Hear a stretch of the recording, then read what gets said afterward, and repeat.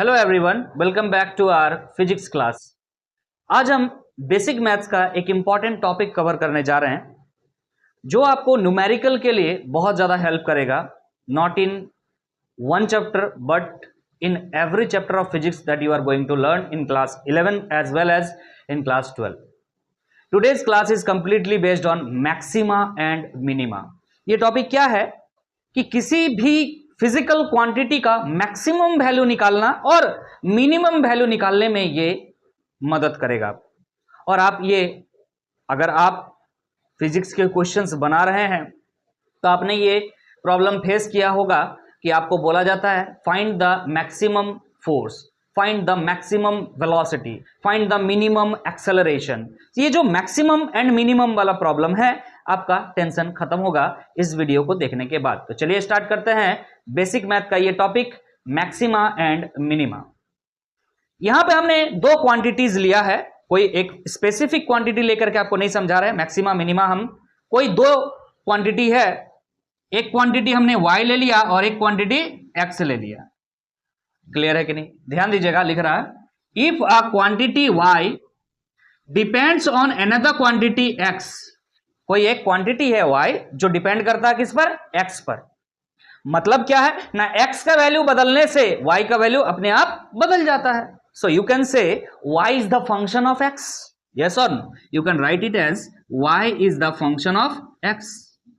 कोई भी फंक्शन हो सकता है, मतलब y equal to x square plus 2 भी हो सकता है, एक्स क्यूब प्लस 2 भी हो सकता है, कुछ भी हो सकता है। मतलब x के टर्म में y डिफाइंड है, x के हिसाब से y बदलता है। यहां पे कह रहा है if a quantity y depends on another quantity x in a manner shown in the figure. हमने एक फिगर ड्रॉ करके रखा है, इसके मदद से हम सीखेंगे। तो हम मान के चलते हैं कि y का ऐसा ऐसा वैल्यू डालते हैं, सॉरी x का ऐसा ऐसा वैल्यू इसमें डालते हैं कि y का ग्राफ कुछ इस प्रकार आता है। क्लियर है कि नहीं? समझ में आ रहा है? नाउ आगे बढ़ते हैं। It becomes maximum at x1 and minimum at x2। तो हमको दिख रहा है ये ग्राफ जब हमने ड्रॉ किया तो सबसे ऊपर जो y का वैल्यू आया यहां पर आया और सबसे नीचे जो y का वैल्यू आया यहां पर आया। इस सिचुएशन में जब y मैक्सिमम है तो x का वैल्यू क्या है? x1 है, और जब y का वैल्यू मिनिमम आया है उस समय x का वैल्यू क्या है? x2 है। क्लियर है कि नहीं है? y is maximum at x equal to x1, y is minimum at x equal to x2। यहां तक बातें क्लियर है? ग्राफ के हिसाब से देख के बता रहे हैं, लेकिन आपको ग्राफ नहीं दिया है तब कैसे निकालेंगे? तो ग्राफ की मदद से सीख लेंगे, फिर हर जगह अप्लाई करते सीखेंगे। सीख है कि नहीं? इस ग्राफ की मदद से सीख रहे हैं। आगे ध्यान दीजिएगा। दस in these points tangents to the curve is parallel to x-axis and hence the slope tan theta equal to 0। इन दोनों पॉइंट्स पे, मैक्सिमा पर भी और मिनिमा पर भी, आपको क्या करना है? सबसे पहले टेंजेंट डालना है। क्लियर है कि नहीं? तो हमने क्या किया, यहां पे आपको दिख रहा होगा, मैंने पहले से बना के रखा है। आप देख सकते हैं कि जब मैक्सिमा में आप टेंजेंट डाल रहे हैं और ये जो मिनिमा है यहां पर भी आप टेंजेंट डाल रहे हैं, तो ये क्या आ रहा है? एक्स एक्सिस के पैरेलल आ रहा है। एक्स एक्सिस के पैरेलल आ रहा है मतलब एक्स एक्सिस के साथ कितना एंगल बना रहा है? 0 डिग्री। इसका मतलब इसका स्लोप कितना है? 0। क्यों? क्योंकि tan 0 डिग्री का वैल्यू क्या होता है? 0। समझ में आ रहा? Slope is tan theta. No? Clear है कि नहीं? इतना बातें तो आप पढ़ चुके हैं। क्लियर है? तो यहां यही बात लिखा हुआ है, in these points tangents to the curve is parallel to the X axis and hence the slope tan theta is equal to 0। एक और बात, क्या आपने ये बात पढ़ा है कि टेंजेंट जिसे आप स्लोप कह रहे हो, जिसे आप tan थीटा कह रहे हो, वो किसके इक्वल होता है? इधर जो भी लिखा हुआ है dy बाई dx। याद आ रहा है? अगर यहां v लिखा हुआ है, यहां t लिखा हुआ है, तो क्या लिखेंगे? Tangent dv by dt। समझ में आ रहा है? यहां अगर s लिखा हुआ है, यहां t लिखा हुआ है, तो क्या लिखेंगे? ds by dt। समझ में आ रहा है कि नहीं? नहीं पढ़ाए हैं? ये तो सबसे पहले चीज जानना जरूरी है। So tan theta is equal to 0 अगर है तो आप कह सकते हैं ये जो tan थीटा है वो किसके बराबर है? dy बाई dx के बराबर है, और ये dy बाई dx भी क्या होगा? 0 होगा। लिख रहा है यहां पर but the slope of curve is equal to dy by dx। इस ग्राफ के हिसाब से मान लीजिए कोई ग्राफ आप बना रहे हैं जहां पे v होगा, यहां t होगा, तो क्या लिखेंगे? dv by dt is equal to 0। समझ में आ रहा कि नहीं आ रहा? मतलब y यहां x के हिसाब से बदल रहा, हो सकता है आपके पास ग्राफ फ्यूचर में वेलोसिटी वर्सेस टाइम दिया रहे, वहां पे वेलोसिटी टाइम के हिसाब से बदल रहा होगा, तो dv/dt लिखेंगे। समझ में आ रहा कि नहीं आ रहा? सो हम यहां कोई स्पेसिफिक क्वांटिटी नहीं डाले हैं ताकि आप समझ पाए चीजों को। फिलहाल इस ग्राफ का स्लोप क्या है? dy/dx है, यस और नो? तो इस पॉइंट में dy/dx का वैल्यू कितना होगा? 0, और इस पॉइंट में भी dy/dx का वैल्यू कितना होगा? 0। मतलब मैक्सिमम हो चाहे मिनिमम हो, dy/dx क्या होने वाला है? 0 होने वाला है। आगे बात करते हैं। Thus एट मैक्सिमा और मिनिमा dy/dx इक्वल टू 0। लेकिन फिर कैसे डिफाइन करें कि ये मैक्सिमा और वो मिनिमा है? इसके लिए आगे चलना पड़ेगा हमको कुछ।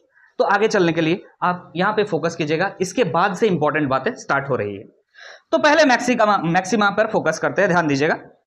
जब हम मैक्सिमम पॉइंट पहुंच रहे हैं, मैक्सिमम पॉइंट यहां है, जस्ट उसके पहले जरा ध्यान दीजिएगा, जस्ट उसके पहले स्लोप क्या है? तो सर स्लोप निकालने के लिए आपको क्या करना चाहिए? टेंजेंट बनाना चाहिए। टेंजेंट बनाए, देखो ध्यान से, क्या बनाए? टेंजेंट बनाए।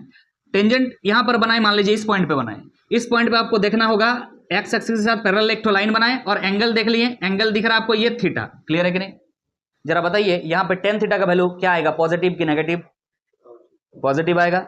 सो यू कैन से just before maxima slope is positive and just after minima, just after maxima, sorry, यहां पर एक पॉइंट लीजिए, यहां पे टेंजेंट बनाइए, यहां पे आप एक्स एक्सिस बना दीजिए, अरे एक्स एक्सिस पे पैरेलल एक लाइन खींच दीजिए, एंगल देखिए, यहां पर एंगल है, यस और नो? What is this? कौन सा एंगल है ये नेगेटिव एंगल है बॉस। समझ में आ रहा है? या फिर अगर आपको ऐसा देखना पसंद नहीं है तो ऐसा मत देखिए, आपको हमेशा हम इस तरह से देखने सिखाए हैं, तो आपको दिख रहा है 90 डिग्री से ज्यादा है, यस और नो? 10 90 डिग्री से ज्यादा मतलब सेकंड क्वाड्रेंट में टेन थीटा का वैल्यू नेगेटिव होता है, तो just after maxima, sir just after maxima slope is negative. Here I have written this, you can say maxima के बारे में बात हो रहा है, जस्ट बिफोर मैक्सिमा स्लोप क्या है? पॉजिटिव है, और मैक्सिमा पर क्या है स्लोप? ये तो 0 है, पहले ही डिस्कस हो चुका है, और जस्ट आफ्टर मैक्सिमा क्या है? नेगेटिव है। क्लियर है कि नहीं? क्या ये बात यहां से क्लियर हुआ कि मैक्सिमा जहां पर है स्लोप क्या है? वहां 0 है, लेकिन उससे पहले क्या था? पॉजिटिव था, और उसके बाद क्या है? नेगेटिव है। क्लियर है यहां तक? क्या यहां तक क्लियर है? तो इस चीज को मिटा के हम फिर से ठीक कर दें। क्या आपको यह बात समझ में आ गया है? इसको मिटा के मैं फिर से ठीक कर रहा हूं, तो आप पैनिक नहीं करें, इसको सीखना है, हमें इस चीज को सीखना है, क्योंकि अप्लाई करने से पहले चीजें आपको आना चाहिए बढ़िया से। तो ये मैक्सिमम वाला पॉइंट हमने रखा था। सो दिस इज द, ये ग्राफ है। ओके, चलिए ध्यान से सुनिएगा। क्या ये बातें क्लियर हो चुकी है? समझ में आ रहा है? मैक्सिमा पर स्लोप 0, उससे जस्ट पहले पॉजिटिव, जस्ट आफ्टर नेगेटिव। आगे बढ़ते हैं, इसके बारे में थोड़ा बात अब डिस्कस करेंगे। ध्यान देखिएगा, यहां तक क्लियर? आगे बढ़ रहे हैं, ध्यान दीजिएगा क्या लिख रहा है यहां पे। यहां देखिए, इस वजह से dy/dx, thus dy/dx मतलब स्लोप। क्लियर है? thus dy/dx decreases at a maxima, decreases at a maxima मतलब मैक्सिमा में यहां पे पहुंचने के बाद क्या हो चुका है? 0, और इसके जस्ट बाद क्या हो रहा है? नेगेटिव। नेगेटिव होने का मतलब बढ़ रहा कि घट रहा है? समझ में आ रहा? मैंने पहले यहां पॉजिटिव था, फिर 0 हुआ मैक्सिमा में, और फिर जाके क्या हो रहा है? नेगेटिव, मतलब घट रहा, डिक्रीज हो रहा। मैक्सिमा पर dy/dx क्या होता है? मैक्सिमा पर dy/dx क्या होता है? 0, और उसके बाद क्या होता है? नेगेटिव, मतलब घट रहा है। समझ में आ रहा कि नहीं आ रहा? यहां पर dy/dx क्या हो रहा है? घट रहा है। समझ में आ रहा है? यहां पे हम लिखते हैं dy/dx, यहां पर क्या हो रहा है बच्चा? यहां पर क्या हो रहा है? dy/dx सिंबल से लिख दें, डिक्रीज कर रहा है। बोलिए समझ में आ रहा कि नहीं आ रहा? ये बात लिख कर रखे हम। यहां पर dy/dx का वैल्यू क्या हो रहा है? डिक्रीज हो रहा है। यहां पे पॉजिटिव था, एग्जैक्टली मैक्सिमा पे 0 हुआ, फिर नेगेटिव हो चुका, मतलब घट रहा है। आगे बढ़ते, ध्यान दीजिएगा।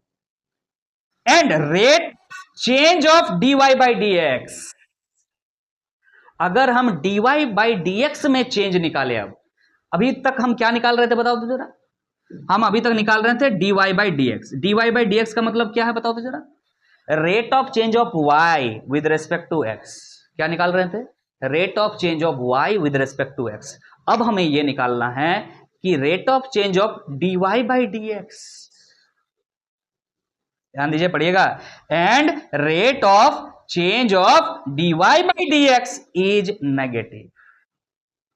माने dy बाई dx बदल रहा है, यहां पे y नहीं बदल रहा, y के बारे में बात हम नहीं कर रहे हैं। Here you can see just before maxima dy by dx is positive, here it is 0, and after the maxima it is negative. What it is? dy by dx. Here dy by dx is changing, not y is changing. Getting my point? Getting my point? So at maxima dy by dx, that is slope is changing. So what about slope? That is dy by dx. तो हम कह सकते हैं rate of change of dy by dx, मतलब आप अगर dy by dx लिखते हैं तो इसका मतलब होता है rate of change of y with respect to x। अगर हम इसी का रेट ऑफ चेंज ऑफ निकालें तो क्या निकालेंगे? समझ में आ रहा कि नहीं आ रहा? Rate of change of dy by dx with respect to x। अब इसको ऐसे पढ़ना है। Getting my point? समझ में आ रहा है कि नहीं आ रहा? और यहां पे क्या सिंबल लिख रहा है? नेगेटिव, मतलब कम हो रहा है, डिक्रीज हो रहा है, तो लेस देन 0 कह सकते हैं। यस और नो? तो यहां पे लिखा हुआ ये बात ध्यान दीजिएगा, यहां पे ध्यान दीजिएगा, यहां पे फोकस कीजिए, यहां से इस बात को फोकस कीजिएगा। हम रेड से इसको हाईलाइट कर रहे हैं। Not change in y with respect to x, rate of change of dy by dx। यहां dy बाई dx चेंज हो रहा है, पहले पॉजिटिव था, फिर 0 हुआ, फिर नेगेटिव हो रहा, मतलब डिक्रीज हो रहा। क्या डिक्रीज हो रहा? dy by dx। तो हम यहां पे क्या लिख रहे हैं? यहां से हाईलाइट कर रहे हैं, rate of change of dy by dx is negative. इसका मतलब, अच्छा, rate of change of dy by dx का मतलब यहां बता दिए कि dy बाई dx लिखेंगे, y की जगह क्या लिख रहे हैं हम लोग? dy बाई dx, और नीचे क्या लिखेंगे? dx, मतलब dy बाई dx चेंज हो रहा है with respect to x। Is negative लिखने का मतलब समझ में आ रहा है? Less than 0। तो यहां पे इस चीज को ऐसे भी लिख सकते हैं, ये जो चीज आपको बड़ा सा दिख रहा है, इस चीज को हम ऐसे लिख सकते हैं, dy बाई dx, और यहां पे नीचे dx इज लेस देन 0। बोलिए क्लियर है कि नहीं? यहां पर अरे लेस देन 0 मतलब नेगेटिव। क्लियर है कि नहीं? चलिए चलिए चलिए, क्लियर है यहां तक? क्लियर है? सुनो, एक और तरीका बताएं क्या इसको लिखने का, ध्यान दीजिएगा। आपने अभी सीखा कि rate of change of dy by dx with respect to x को ऐसे लिखते हैं, जो कि क्या होना चाहिए? 0 से कम, मतलब नेगेटिव होना चाहिए। और इसको एक और तरीका लिखना है, d2y बाई dx स्क्वायर। कैसे लिखते हैं? समझ में आ रहा है? हमने पहले भी बताया, ऐसा बात नहीं है। इसका मतलब है डबल डिफरेंशिएशन। समझ में आ रहा है कि नहीं आ रहा? इसको क्या बोलते हैं? डबल डिफरेंशिएशन बोलिए, या सेकंड डेरिवेटिव भी बोल सकते हैं। इसको क्या बोलते हैं? Second derivative. इसको क्या बोलते हैं? यहां लिख दें, सेकंड डेरिवेटिव। किसका? Second derivative of y with respect to x। dy by dx मतलब होता है first derivative of y with respect to x, और d2y dx स्क्वायर का मतलब होता है सेकंड डेरिवेटिव, मतलब 2 बार डिफरेंशिएशन कर रहे हैं हम। Getting my point? तो यहां से ये कंडीशन हमको सीखने को मिल रहा है। सर मैक्सिमम में क्या होता है? पहला बात सर dy बाई dx 0 होता है। At maximum dy by dx क्या होना चाहिए? दूसरा बात, d2y by dx square negative, less than 0। समझ में आ रहा है कि नहीं आ रहा? 2 कंडीशन याद रखना पड़ेगा आपको कि मैक्सिमा पर हमने ये बात निकाला कि सर मैक्सिमा पर क्या होता है? मैक्सिमा पर क्या होता है? पहला condition dy by dx is equal to 0, और दूसरा condition d2y by dx square is less than 0, मतलब नेगेटिव। क्या समझ में आ गया है? क्या समझ में आ गया है? अगर ये बात क्लियर हो गया तो हम मिनिमा पे चले। हम चलिए मिनिमा की तरफ आगे बढ़ते हैं। ध्यान दीजिएगा, मिनिमा की तरफ आगे बढ़ेंगे। अब मिनिमा पे फोकस कीजिएगा, मिनिमा पे फोकस कीजिए, मिनिमा पे फोकस कीजिएगा। मिनिमा कहां पर है? Minima, where is minima? Here at x equal to x2। तो बताइए जरा, जस्ट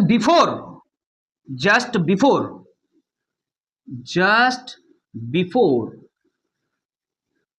मिनिमा स्लोप क्या है? ध्यान दीजिएगा, अगर हम यहां निकालना चाहें तो आपको क्या करना पड़ेगा? ऐसा लिखना पड़ेगा, और ऐसा लिखना पड़ेगा, फिर पैरेलल टू एक्स एक्सिस हम कुछ लाइन बनाएंगे और एंगल हम ऐसा हमेशा देखते हैं जो कि क्या है 90 डिग्री से ज्यादा है। 90 डिग्री से ज्यादा मतलब tan थीटा का वैल्यू नेगेटिव। अगर नेगेटिव है तो यहां पर तो value dy by D x का क्या आ रहा है नेगेटिव, मतलब स्लोप क्या होगा नेगेटिव। क्लियर है कि नहीं? Now at minima just at minima बात हो रही है, बात नहीं होना चाहिए आपस में। जस्ट एट मिनिमा क्या हो जाएगा स्लोप जीरो। वेरी गुड, क्या हो जाएगा स्लोप इज जीरो। ऑलरेडी हम लोग ये बात को कर चुके हैं, dy by D x maxima पर भी जीरो होता है और मिनिमा पर भी जीरो होता है। पैरेलल टेंजेंट बना हुआ देखो रेड लाइन में पैरेलल है तो tan 0 degree zero. Just after यहां पर देखिए ध्यान से, यहां पर हमने बना दिया इस तरह का टेंजेंट और यहां पर आपको दिख रहा है ये जो एंगल है 90 डिग्री से कम है, 90 डिग्री से कम मतलब tan 90 डिग्री से कम इज पॉजिटिव। यस और नो? तो यहां पर क्या आएगा पॉजिटिव आएगा स्लोप। तो यहां लिख रहे हैं जस्ट आफ्टर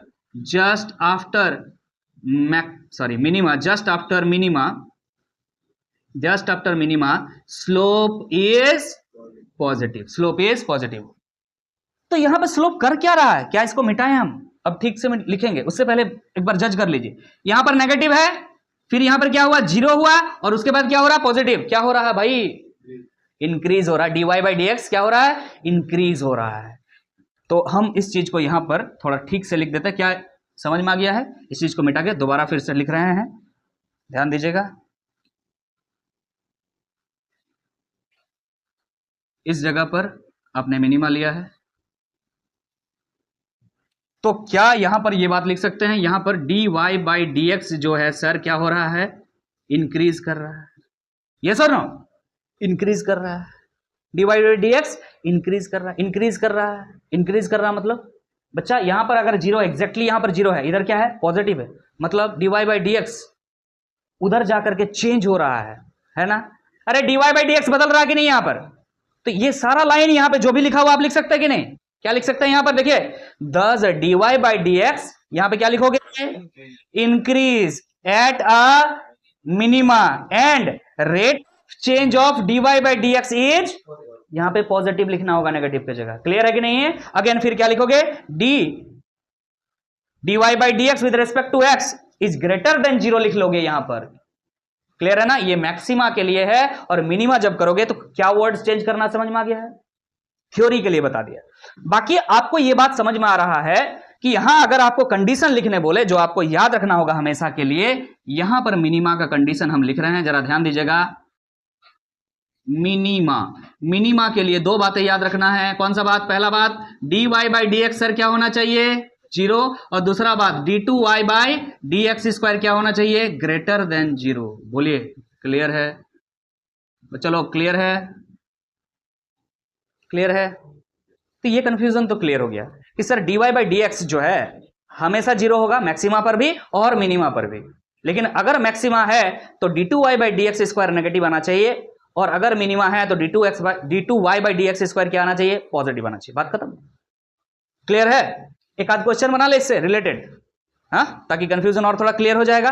चलिए इससे रिलेटेड कुछ क्वेश्चंस और भी बनाते हैं, ध्यान दीजिएगा। अब हम एक प्रॉब्लम बनाए इसका, देखिएगा बहुत बेहतरीन सवाल है। The height reached in time t by a particle thrown upward with a speed u is given by h equal to ut plus half gt square।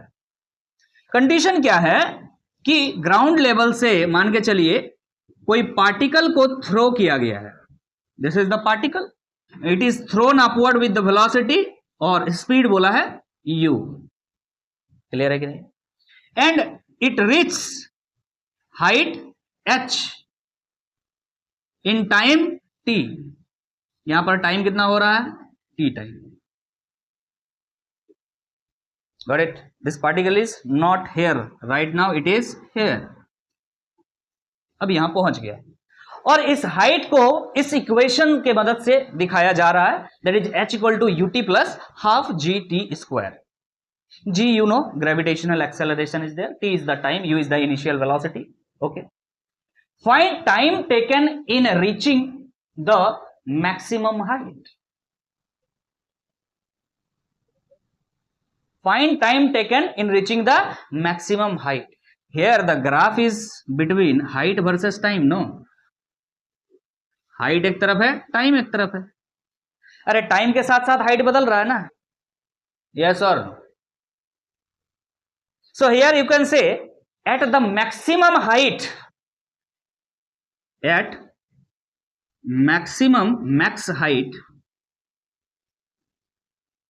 dh by dt is equal to 0। Height with respect to time, time के साथ साथ height बदल रहा है ना। u is constant है, बोल दिया है यहां पर, particle moving upward with a speed of u is constant, u constant है, कोई फर्क नहीं पड़ता। g is constant, you know 9.8 metre per second. Time is the variable, so height is changing with respect to time. Height बदल रहा है time के हिसाब से और कुछ नहीं। तो टाइम के एक तरफ टाइम ले लिए, एक तरफ हाइट ले लिए, और मैक्सिमम पॉइंट जहां भी आएगा वहां पे क्या होगा, स्लोप जीरो होता है, that is D H by D T. क्या ले लिए, जीरो। अब एच के बारे में क्या ख्याल है, तो एच के बारे में हमारा यहाँ पे डी टी लिख दिया पहले, और एच के जगह पे हम क्या बैठा देंगे, यहाँ पे देखिएगा U T plus half G T square that is equal to zero. Clear है कि नहीं है। अब इसका डिफरेंशिएशन कर दीजिए, u इज द कांस्टेंट, u बाहर आ गया, टाइम का differentiation with respect to time is 1, yes और नो। अरे समझ में आ रहा कि नहीं आ रहा, नहीं समझ में आ रहा तो डिफरेंशिएशन वाला वीडियो देखिए जाके। क्लियर है कि नहीं, प्लस आ गया। अब ये हाफ कांस्टेंट है, बाहर आ गया, g भी कांस्टेंट है 9.8, वो भी बाहर आ गया।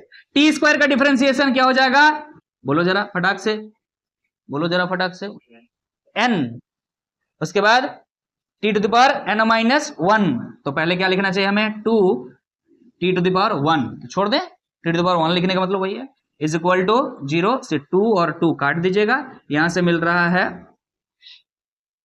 अच्छा प्लस और माइनस क्वेश्चन में देख लीजिएगा, क्वेश्चन में प्लस दिया था कि माइनस दिया था, एक क्वेश्चन में मिस्टेक है, ध्यान दीजिएगा, यहाँ पे प्लस की जगह बस माइनस लिखिएगा, क्वेश्चन में मिस्टेक है, तो आपको टेंशन नहीं लेना। अगर वहां पे माइनस है तो माइनस लीजिएगा, यहाँ पर माइनस है तो यहाँ भी माइनस लीजिएगा, और यहाँ पे माइनस लिख रहे हैं, क्या आ रहा है, G T is equal to 0, तो यहां से टी निकालने बोला, सो टी इक्वल टू क्या हो जाएगा रे, u बाई जी।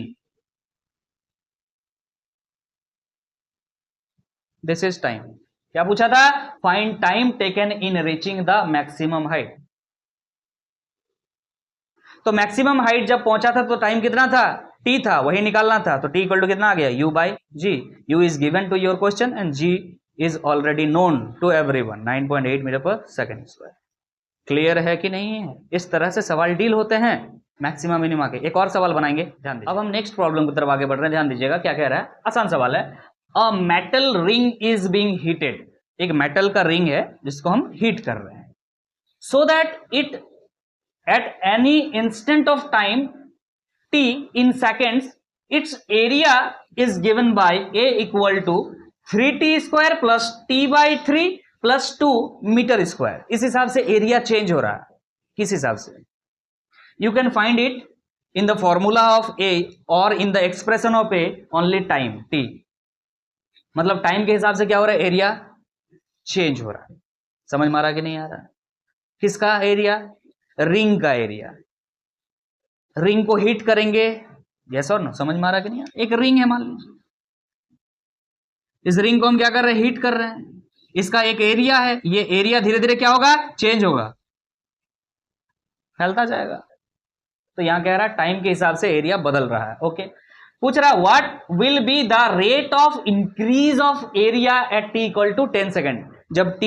जब टाइम 10 सेकेंड हो रहा उस समय रेट ऑफ इंक्रीज क्या है, इंक्रीज कितना है नहीं पूछ रहा, रेट ऑफ इंक्रीज क्या है। इंक्रीज कितना होना और रेट ऑफ इंक्रीज होना में अंतर होता है, मतलब कितना तेजी से उस समय बढ़ रहा है ये पूछ रहा है। एरिया उस समय कितना तेजी से बढ़ रहा है ये पूछा जा रहा है, कितना बढ़ गया है नहीं पूछ रहा है। क्लियर है कि नहीं, कितना बढ़ गया वो भी निकाल सकते हैं। यहां टाइम का वैल्यू 0 बैठा दो पहले, जब टाइम 0 था तो एरिया कितना था निकल जाएगा यहां से, और जब टाइम t है उस समय 10, सीधा सीधे 10 बैठा दो, उस समय चेक कर लो 10 बैठा के जो एरिया आएगा तो देख लो माइनस करके, जब एरिया 10 सेकंड में एरिया क्या है और 0 सेकंड में एरिया क्या था, माइनस कर लो, आंसर आ गया। कितना इंक्रीज हुआ एरिया में पूछे तो यहां पे क्या पूछ रहा है, rate of increase in area, ये अलग चीज है और वो अलग चीज है। समझ में आ रहा है बच्चे, क्लियर है। यहाँ इंक्रीज इन एरिया नहीं पूछ रहा है, रेट ऑफ इंक्रीज। तो rate of increase in area क्या हो जाएगा, D A by D T, D A by D T. तो सिंपल यहां पर D A by D T, तो एरिया का इंटीग्रेशन कर दीजिए, एरिया का इंटीग्रेशन कर दीजिए। क्या है यहां पर 3t² plus T by 3 plus 2। यहां पे कहीं बोला है कि मैक्सिमम कितना एरिया होगा, मिनिमम? तो यहां कोई सोच नहीं रहा, इक्वल टू 0 सर पुट नहीं किया, क्यों करेंगे? यहां मैक्सिमम मिनिमम का बातें नहीं है देखा। तो यहां पर क्या हो जाएगा, यहां पे आप डिफरेंशिएशन कीजिएगा, 3t², 3 तो कांस्टेंट है, बाहर आ जाएगा, 2t t² का इंटीग्रेशन 2t, दैट इज क्या हो जाएगा 6t, डायरेक्टली लिख रहे हैं। कांस्टेंट है 1/3, बाहर आ गया, t का डिफरेंशिएशन ओनली t 1 होता है और 2 का तो 0 हो जाएगा। So this is the value of dA by dt, but you have to find dA by dt rate of change of या rate of increase of area at t equal to 10 second. तो t का value यहां क्या बैठाना पड़ेगा, 10 second बैठा करके answer निकाल लो यार। 6 इंटू 10 प्लस 1/3, समझ में आ रहा कि नहीं आ रहा?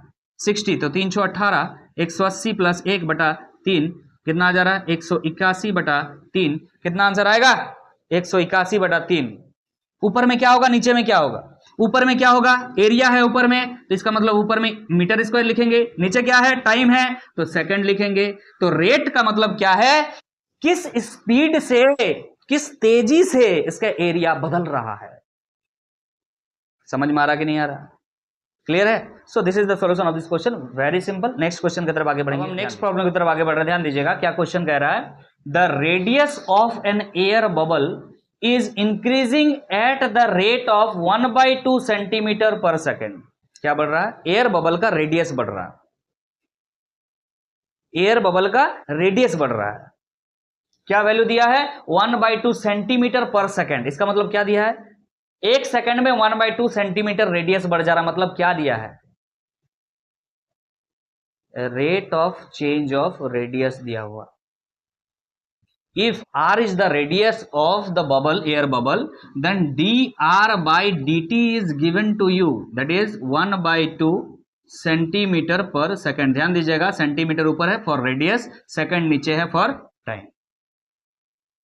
समझ में आ रहा कि इसका रेडियस किस रेट से चेंज हो रहा है। ये रेडियस इज नॉट गिवन, ध्यान दीजिएगा, increasing at a rate of, क्या बढ़ रहा है यहां पे, radius of an air bubble, radius बढ़ रहा है, इंक्रीज हो रहा है at a rate of 1/2 centimetre per second, मतलब एक सेकंड में 1/2 सेंटीमीटर रेडियस बढ़ जा रहा है। So what is given here, dr by dt is given if r is the radius of bubble. आगे, determine the rate of increase in its volume when the radius is 1 centimetre. जब इसका radius 1 centimetre है उस समय आपको क्या निकालने के लिए बोला जा रहा है, rate of increase in its volume. तो वॉल्यूम कितना होता है पहले निकालो, फिर रेट ऑफ इंक्रीज निकालेंगे। वॉल्यूम ऑफ एयर बबल, अगर इसको हम स्फेयर मान लें, स्फेरिकल मान लें, तो वॉल्यूम कितना हो जाएगा आपका 4/3 pi r cube is the volume. And what is asked, rate of increase in its volume. तो rate of increase in its volume, it means dv by dt is asking, yes और no. But radius का value क्या बैठाना होगा, 1 बैठाना होगा। तो ध्यान दीजिएगा, दोनों तरफ पहले डिफरेंशिएशन कर लीजिएगा। तो dv by dt अगर आपने किया तो इधर भी dv by dt, इधर भी बाई टी करना होगा ना यार, एक तरफ करने से नहीं ना चलेगा। तो मेरा बोलने का मतलब है आप इधर भी 4/3 पाई r क्यूब को डिफरेंशिएशन कर दीजिए विद रिस्पेक्ट टू टाइम। इधर आ रहा है dv by dt जो कि आपको निकालना है, कोई दिक्कत नहीं। यहां पे कांस्टेंट क्या क्या है देखिएगा sir, 4/3 is constant, pi is constant, but r cube is not constant, r is changing with respect to time, but r cannot be differentiated with respect to time, no? So you can apply a chain rule over here, yes or no? chain rule जानते हैं कि नहीं जानते हैं, बाप रे sir, dr cube by dr into dr by dt, can't you apply here? now आप ध्यान दीजिएगा, 4/3 पाई, इसका वैल्यू क्या हो जाएगा यहां पर 3r², यस और नो। और यहां पे क्या बच जाएगा dr by dt which is given in your question. Clear sir, clear है कि नहीं? क्या है 1 बैठा दीजिए बस, सेंटीमीटर पर सेकंड। ध्यान में रखिए कि सेंटीमीटर में वैल्यू आ रहा है, क्लियर है कि नहीं? जो भी बैठाना होगा सेंटीमीटर में बैठाएंगे। तो यहां से आ जा रहा है dv by dt। अब आपको dv बाई dt जो है वो निकालना है, बट कब? जब r का वैल्यू, रेडियस का वैल्यू कितना हो? 1 सेंटीमीटर। क्लियर है कि नहीं? अब यहां पे बैठाइए 4 बाई, एक काम कीजिए, देखिए कुछ काट सकता है? यस, 3 और 3 कैंसिल हो गया, तो यहां से मिल जा रहा है 4, यहां से मिल जा रहा पाई। r का वैल्यू कितना है? 1 का स्क्वायर इंटू 1 सेंटीमीटर ही था, तो टेंशन नहीं है, सेंटीमीटर पर सेकंड था ना, तो यहां से आंसर आ रहा है 4 पाई। अरे क्या निकाले? वॉल्यूम बाई टाइम है, वॉल्यूम मतलब हो गया सेंटीमीटर क्यूब, और टाइम किस में हो जाएगा? Second. This is the answer. समझ में आया? इस तरह से डिटरमाइन करना होता है। वॉल्यूम को हमने सेंटीमीटर क्यूब में रखा है और टाइम को सेकंड में रखा है। हर जगह सेंटीमीटर ही था तो सेंटीमीटर क्यूब लिख दिया वॉल्यूम पे। क्लियर है कि नहीं? अगर आपको इच्छा लगता है हर जगह सेंटीमीटर लिख लिख के आने का, लास्ट में यही आएगा। क्लियर? समझ में आया? समझ में आ गया। तो एक और सवाल है, इसको नहीं छोड़ेंगे, चलिए इसको भी सॉल्व करेंगे, फिर हम लोग इस वीडियो को खत्म करेंगे। उससे पहले एक सवाल, नेक्स्ट प्रॉब्लम की तरफ आगे बढ़ रहे हैं, ध्यान दीजिएगा। Find the angle of tangent. Angle of tangent का मतलब टेन थीटा में से थीटा क्या है? टेन थीटा का थीटा क्या है? Angle of tangent. Angle of tangent drawn to the curve. Curve दिया हुआ ये क्या है? एक तरफ y है, एक तरफ क्या है? x है। क्लियर है कि नहीं? एक तरफ क्या है? y है, एक तरफ x है। ये कर्व बनाएंगे हम सबसे पहले। कोई है क्या? कौन है? कोई गार्जियन है क्या? रुक जाइए, जो भी है 5 मिनट, क्लास चल रही है। तो ये एक तरफ हमने x y ले लिया, एक तरफ x ले लिया। अब कोई कर्व बनेगा इससे। Okay, eight the point 1। अरे भाई क्लास चल रही है, 5 मिनट रुक जाइए, जो भी है। आवाज नहीं आता है, समझ में नहीं आ रहा है। बोल रहा है find the angle of tangent drawn to the, sorry start कर रहे हैं फिर से, ध्यान दीजिएगा। Find the angle of tangent drawn to the curve y equal to 3x square minus 7x plus 5 at the point 1,1 with the x axis. x axis के साथ इसका जो भी ग्राफ बनेगा, लेट सपोज ऐसा मान लीजिए ग्राफ बना फॉर एग्जांपल, तो यहां पर एक पॉइंट होगा जो कि क्या होगा? 1,1। अरे समझ में आ रहा है? x का वैल्यू 1 और y का वैल्यू भी 1। इस सिचुएशन में मान लेते हैं क्या होगा वैल्यू? यहां पर 1,1। यहां पर ये x एक्सिस के साथ कितना एंगल बना रहा है? That is called tangent of the curve. Clear है कि नहीं? सो व्हाट इज दैट? ये आपसे कैलकुलेट करने के लिए बोल रहा है। तो आपको पता होगा कि टेंजेंट इस पॉइंट पर जब निकालेंगे हम, तो that is dy by D x is equal to, निकालना पड़ेगा। तो dy बाई डी एक्स निकालेंगे तो यहां पर आपको 3x square minus 7x plus 5 by D T आपको दिख रहा है विद रिस्पेक्ट टू टाइम। इसको डिफरेंशिएट कीजिएगा, क्या हो जाएगा यहां पर? 6x minus 7। यस और नो? यहां तक क्लियर है? 6x minus 7। अब आपको क्या निकालने बोला है? अरे पॉइंट 1,1 पे, तो dy बाई डी एक्स आप जो निकाल रहे हैं, dy बाई डी एक्स कहां पर निकालने बोला जा रहा है? पॉइंट 1,1, मतलब x का वैल्यू 1 और y का वैल्यू भी 1। बच्चा यहां y है ही नहीं, तो क्या कर सकते हैं हम? कुछ नहीं कर सकते हैं, तो भाई वहां 1 बैठाओ, minus 7 that is equal to -1। बच्चा इसी बात को आप क्या कहते हो? शॉर्टकट में बता रहे हैं, इसी चीज को आप क्या कहते हो? इसी को कहते हो टेन थीटा। तो टेन थीटा आपका कितना निकला?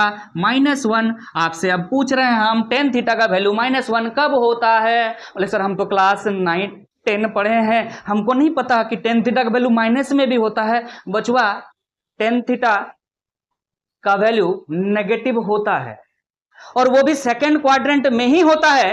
इट्स योर ड्यूटी, ये कमेंट बॉक्स में कमेंट कीजिएगा कि टेन थीटा का वैल्यू -1 कब होता है। क्लियर है कि नहीं? जो भी आता है उसका आंसर आप यहां लिख करके आंसर करेंगे। Got it?